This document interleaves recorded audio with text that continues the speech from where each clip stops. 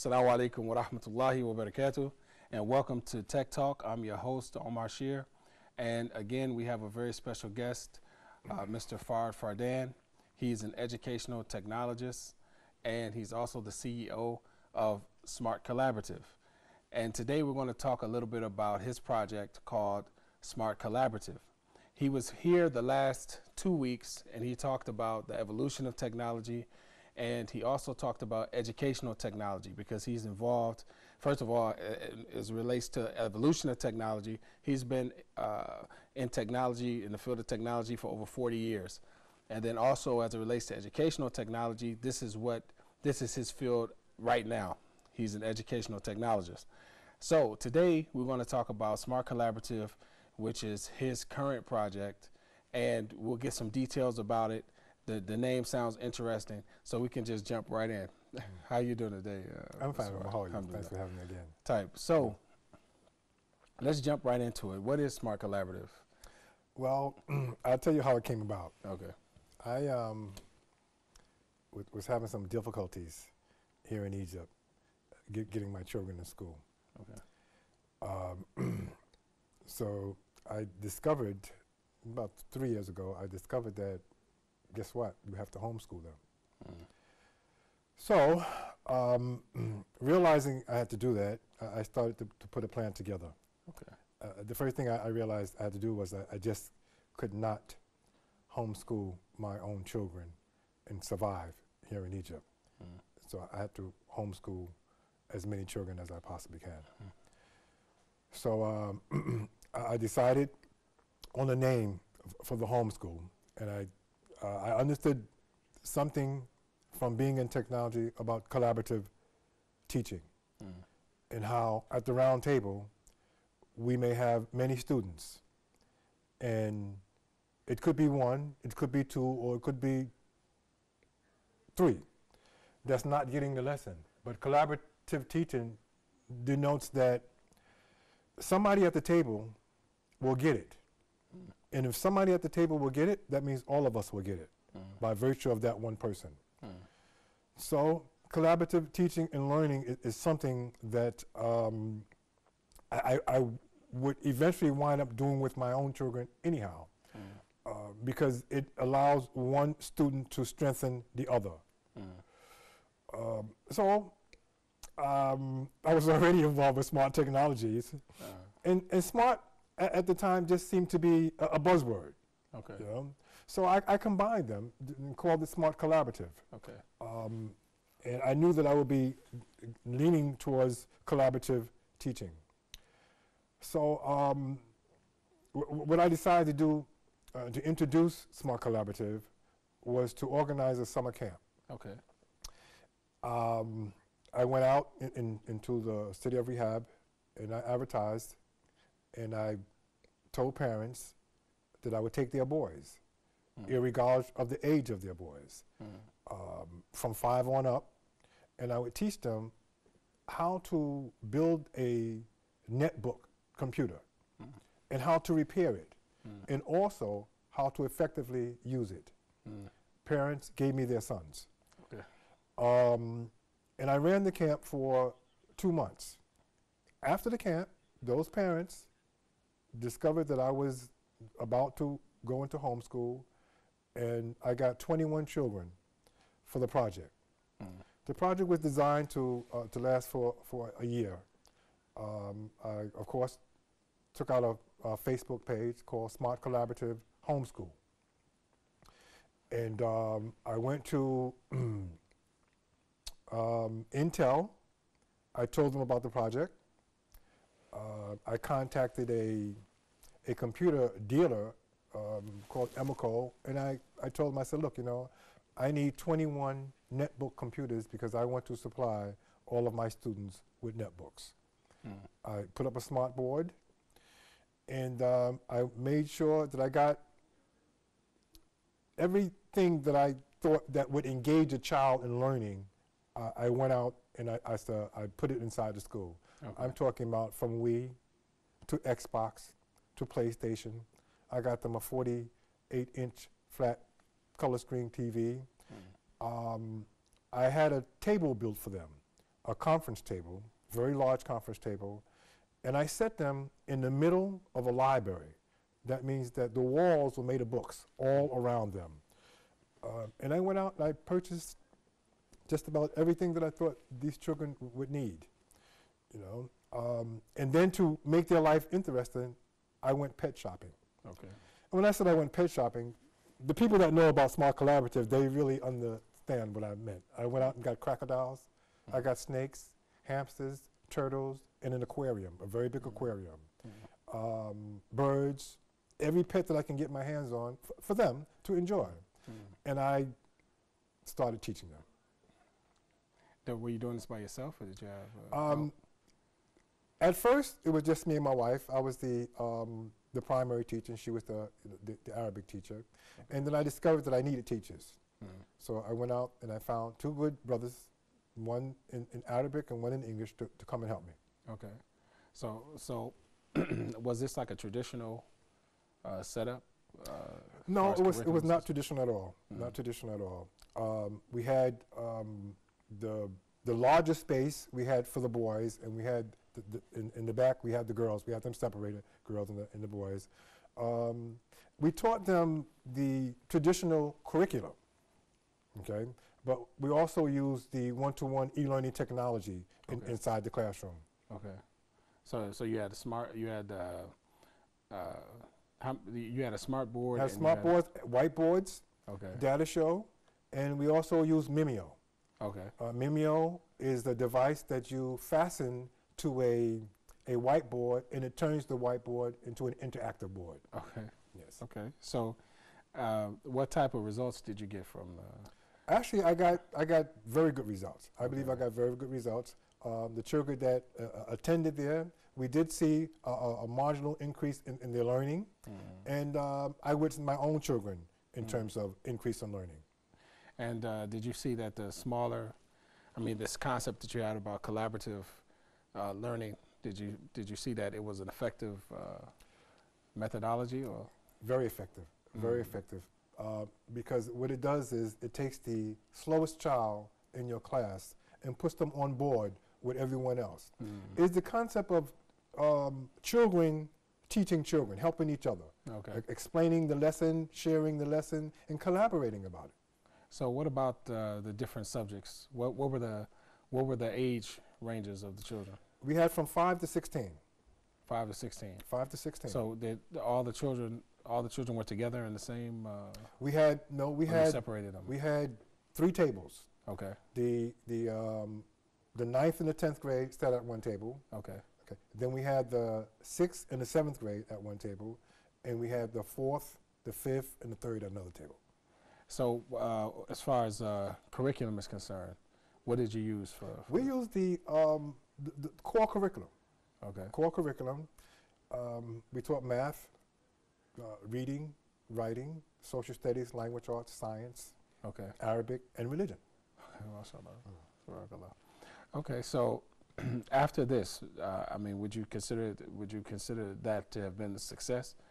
And did you continue on, or what? It was a one-year project, and from my viewpoint, it was successful. Okay. We didn't produce any geniuses, but we improved the learning abilities of children, and this was the goal. Right.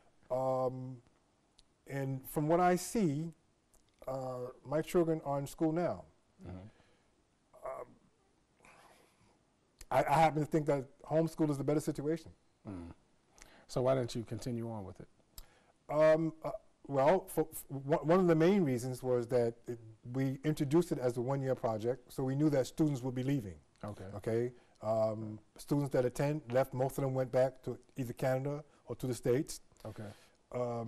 This was, to join this program, you have to either be American or Canadian, first of all. Okay. And a program like this gears children towards a GED program. Okay. Okay. And then my own situation, because of most of the children left, I had to go back to consulting and working. So I eventually had to put my children back in school. So just out of curiosity, why were you leading children down, or not down, but leading children towards GED? Well, because Homeschool in Egypt is not actually recognized by the Ministry of Education. And this is one of the reasons why you either have to be Canadian or American to do homeschool. I think that's abroad, we are abroad, but I think that's in the Middle East, period.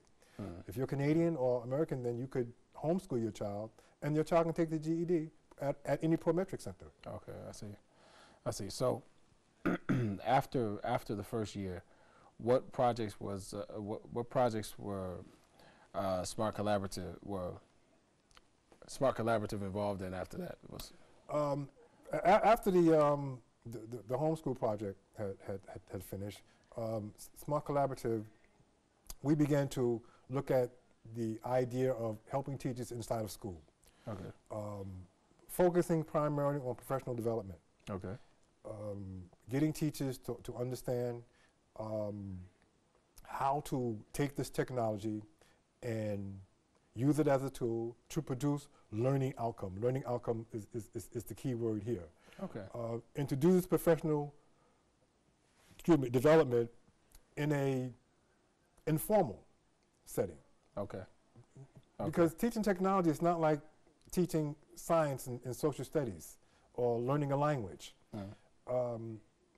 We find that teachers are somewhat intimidated by the devices, not understanding that it's just hardware. Right. So there has to be some type of, I'd say, tenderness or some type of informal introduction to technology in a supportive way. And this is what we're doing now. Okay, that's great. Okay, so we're going to take a break. And inshallah, when we return, we'll continue our conversation about Smart Collaborative. And then we'll also find out, inshallah, from Mr. Fard, what are his plans for Smart Collaborative in the future, inshallah. So we'll be back after the break, inshallah. Stay tuned. Assalamu alaikum.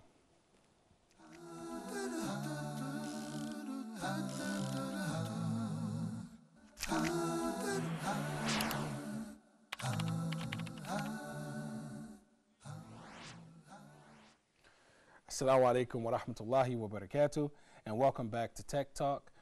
We have, again, a very special guest, Mr. Fard Fardan. He's an educational technologist and the CEO of Smart Collaborative, and we're very happy to have him with us today.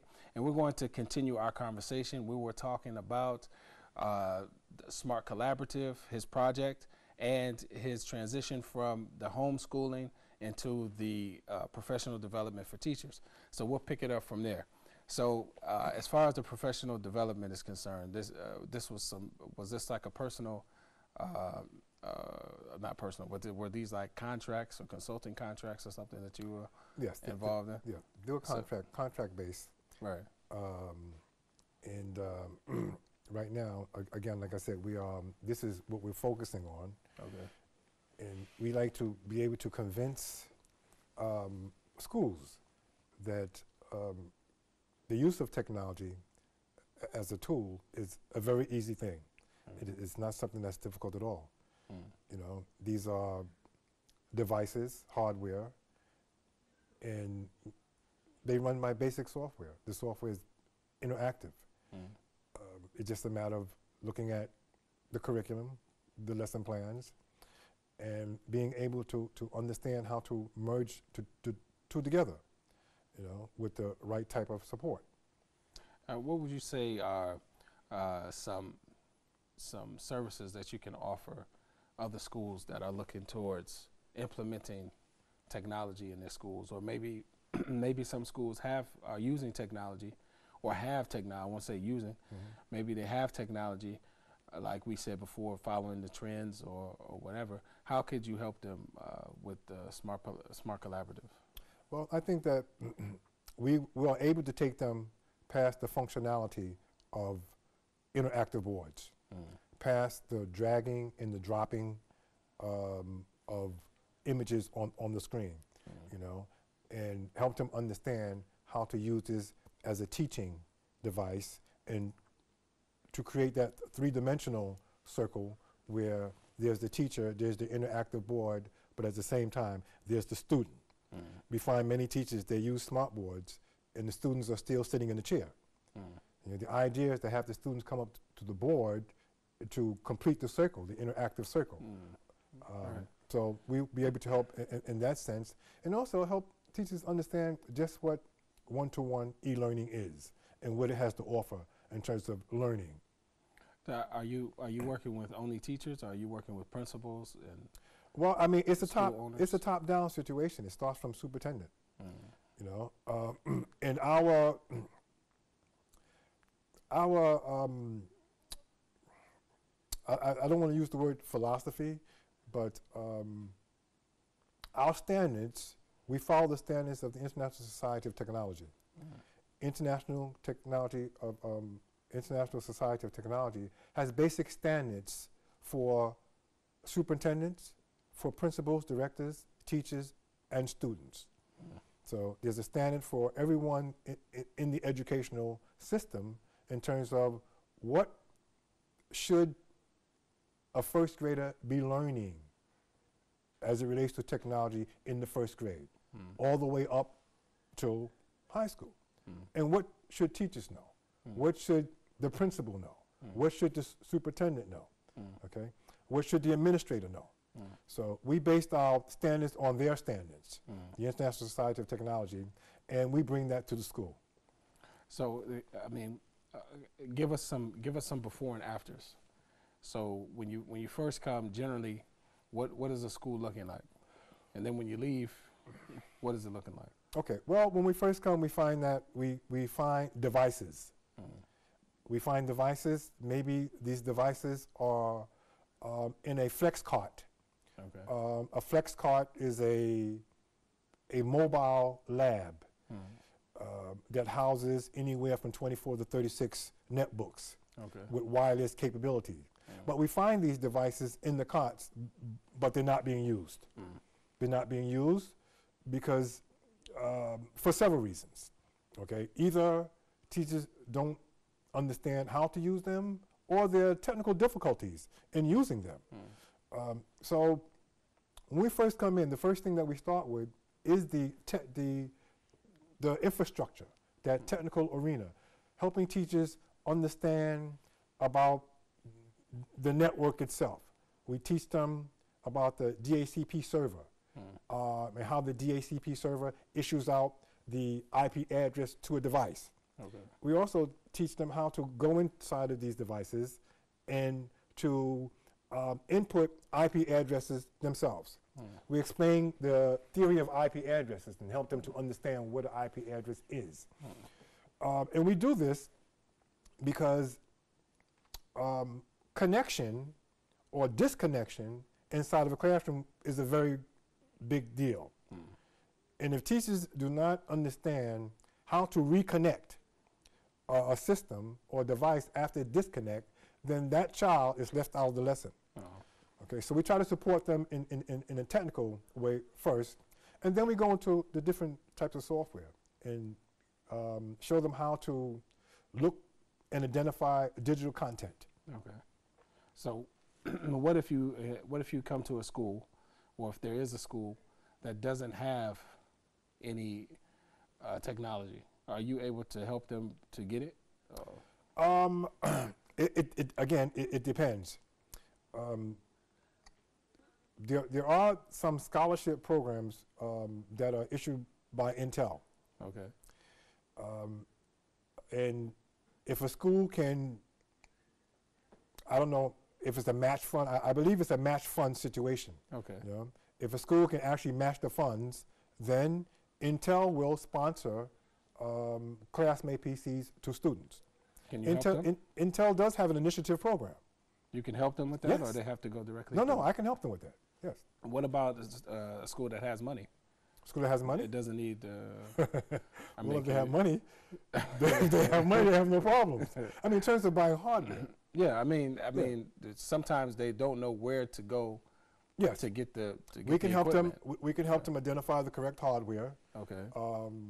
And help them actually negotiate a good deal with a good vendor, with a good distributor. Okay. In terms of buying hardware, yes. Okay. So I remember looking at your website, and I saw you have some different partnerships. Yes. Yes. Can you tell us about that? Well, I'll tell you the reason why we have them before I tell you about them. The Okay. reason why we have them is because of the resources that these vendors have. Okay. Okay, we're a Cisco channel partner. Okay. We are Novell Net partner. Okay. We are Microsoft Net partner. Okay. Our company is an Intel certified reseller. Okay. That means we're certified to resell Intel products. Okay. And we're also a member of the Intel Learning Alliance. Okay. What do some of these things mean, just for people who don't know? Well, let's take Cisco, for example. Okay. Cisco, as you know, or may not,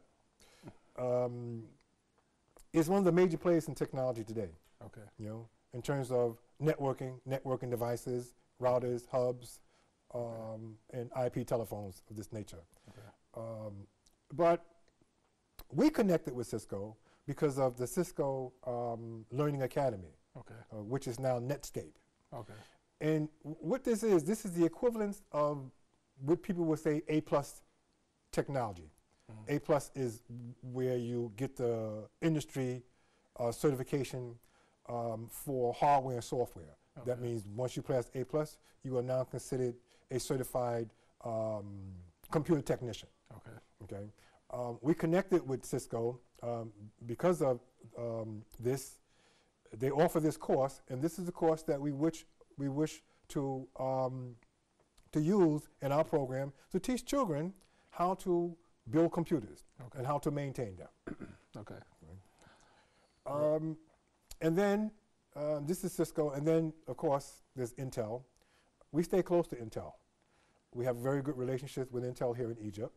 Okay. We sell their products, we follow them, and of course we implement their one-to-one technology. Okay.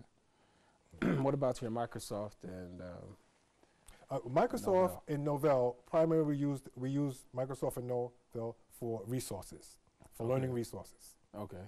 So anyone that would contact Smart Collaborative will have access to the resources that your company has. Yes, of course. Is that right? Okay. So with that being said, what are your future plans? Our future plans right now is to try to develop our try to develop our input inside the educational arena. Mm-hmm. We're trying to establish ourselves as a company that supports technology and the learning of technology, Okay. and also support teachers and students in learning technology. Okay. So we're going to wrap it up here, Okay. but I would like for you to let people know how they can contact you or contact your company for the services that you offer. Okay. Do you have They can just go to the website okay. and go to www.smartcollabor.com, Okay. or they can email myself at fard@smartcollabor.com, or they can also email smartcollaborative@smartcollabor.com. Are your services restricted to Egypt only, or? No. Let somebody from Bahrain call me so I get on the plane, or wherever. Okay. No. Okay. Is it mainly Middle East? Do you do Western countries as well, or? I will do Western countries, but my preference is the Middle East. Okay. Yes. Out of curiosity, why is it the Middle East? Why is it the Middle East? Yeah. Is there just close proximity, or? For personal reasons, I personally prefer to stay on this side of the world in the Okay. Middle East. That's a personal Okay. preference. Okay. And I wish to learn more about the Middle East. Okay.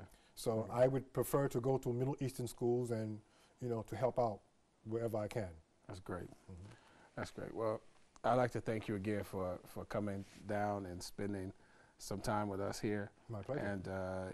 And some of our viewers may or may not know Mr. Fard has been with us for the last 2 episodes. This is the 3rd episode, and the reason that we keep bringing him back in this series is because he is very busy, and he's taking some time out of his busy schedule to come and talk to us and share his information about technology.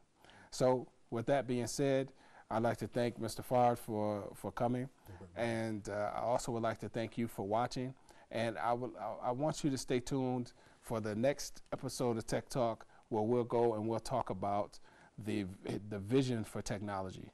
Inshallah, we'll talk about technology for the future and what are the plans on the horizons for the use of technology, inshallah. So again, thanks for watching. We'd like to thank Mr. Fard again. And with that being said, I'd like to say to you, Assalamu alaikum wa rahmatullahi wa barakatuh, and I'll see you next week. Inshallah.